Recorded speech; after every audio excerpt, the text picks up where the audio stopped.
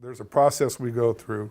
Coach Ridenour comes in and he talks to the offense, and he kind of scolded them a little bit. And Coach Mitchell came in and talked and said, you know, if you want to win the football game, don't throw it over the top of your head. That makes sense, doesn't it? You know, make them earn it. And so, you know, we're sitting there right before it's time to go, and it's my time to my time to talk. And I really just said, look, you guys, you know, this is a great football team. There's a lot of honor out there today.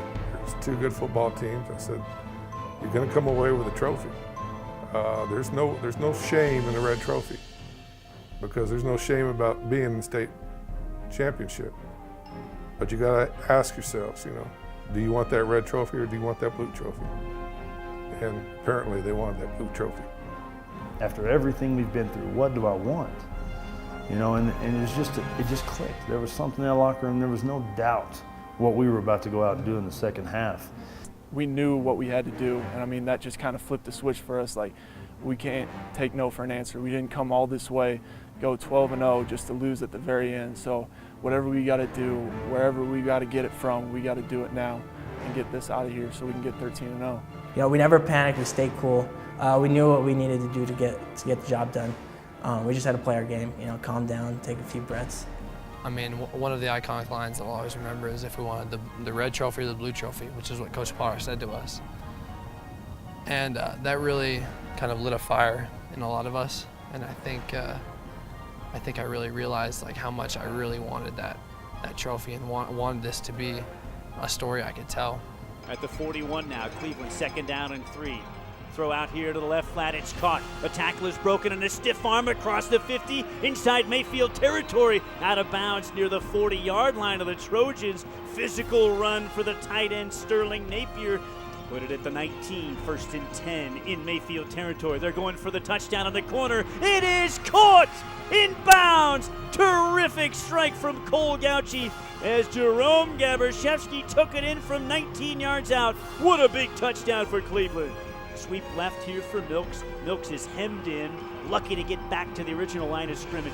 TJ Perkins sniffed that one out. So the play when Reese went for 80 yards is the greatest play in New Mexico history. And I say that now, I'm looking into the camera, it's the greatest play ever. We got into a 2-by-2 formation. We called, it's a cover 2 beater. It's an out route by the number 2 receiver. Corner bailed on it, so we were able to check down and Cole threw the ball to Reese, catches it. 13-yard line, 1st and 10, Gauchi out of the shotgun. 3 wide receivers, 2 to his right. Looking that way, has his man, caught at the 20. Look at the stiff arm by Reese White. When Cole threw the ball, I had looked to the sideline, expecting like the next play already, and like I'm looking at the sideline and everyone's looking at Reese, and I look at Reese and he's stiff armed. In that moment, I just kind of, something hit, you know. I started going. 2 guys came by. I put stiff arm one of them as one of them kind of went by because I slowed down and did a weird kind of spin out of it. And after I got past about the 50 and there was 2 guys chasing me, that's when I really knew that I wasn't going to go down. I was going to get in that end zone. White has a 30 and a 35 to the 40, sheds another tackler, spins free of another man at the 45 of Mayfield. Another stiff arm. White is loose. White escapes another man. It's a touchdown. What an unbelievable run after the catch. Fell into the end zone and just exhausted because I had put everything that I had out there. And for the team, obviously, and for my brothers, because that's really what that whole game was about, was for us to do it as a group. But once I got in the end zone, I remember laying there. I remember Steven Steele and I remember Vermel and all them jumping on me.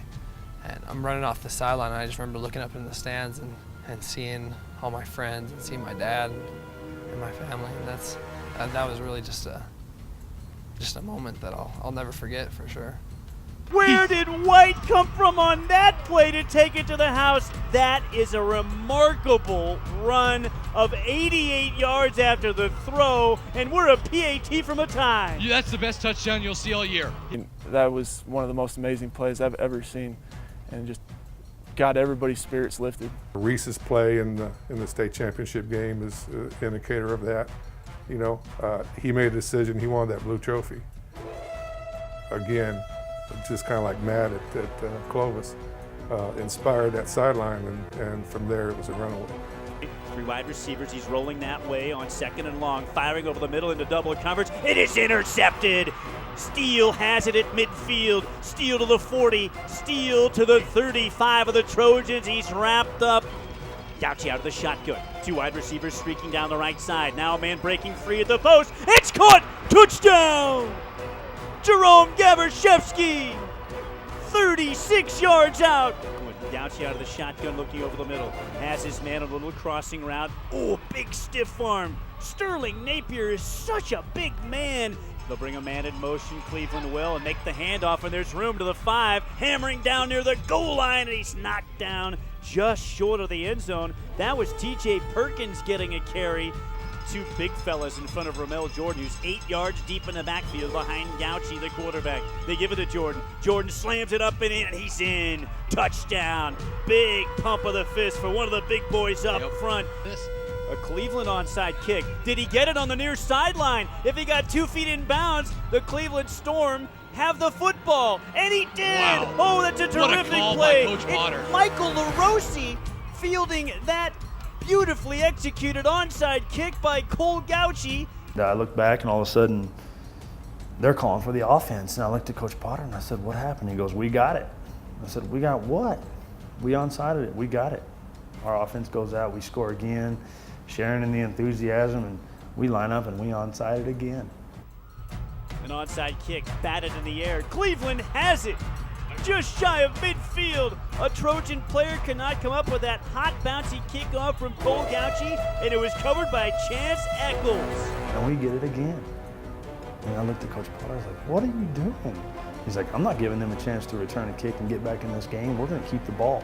Side, he's working out of the shotgun here. He's going to fake the handoff to Noakes and fire over the middle. And it is intercepted. Steven Steele jumped the route at midfield and made the pick. Second huge INT and a half for the Cleveland Storm, and Steele has done it again. Defensively, man, we were hungry. They didn't get a single. I think they got maybe 1 first down, maybe.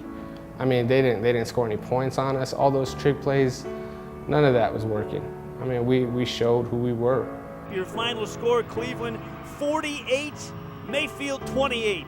The Storm celebrate their first ever state championship in school history. It was very surreal. I didn't think it was actually done. I thought we still had more games. It didn't feel like this was it. This was the end of my senior year. I didn't have any more high school games left. I mean, that season flew by so quick for having 13 games, and as long as it was, I mean, it just flew by. And just standing out there with all my brothers out there, just the ones that we shed blood, sweat, and tears for, just was something else. I mean, words can't describe it. I felt like we had been through so much to make it to that point, and it was just a great feeling to be with them. You know, your ultimate high school goal is to win a state championship, and when that happened, you know, I was kind of speechless at first. It kind of took a couple minutes to sink in, but when it did, it was unbelievable, man. It was an awesome experience, and I'm so glad to be a part of that team. Because we weren't just a team of individuals, we were a team. We were a team. We hung out on and off the field. So being able to share that moment with them. Growing up, that's your goal. You want to win a state championship. I remember watching the movie Friday Night Lights. And I'm in 6th grade, and that's my #1 goal on the list. You know, win a state championship. We've all been playing football since we're really young, and that's the dream. So being able to accomplish that is something I'll never forget. Being able to do it with all your best friends and being able to remember it for the rest of your life and have that ring. I mean, granted, we probably don't put it on as much anymore, but still looking back and remembering it's the best feeling. And I'm thankful for what I've had the opportunity to do with all my friends and with the coaches and everybody.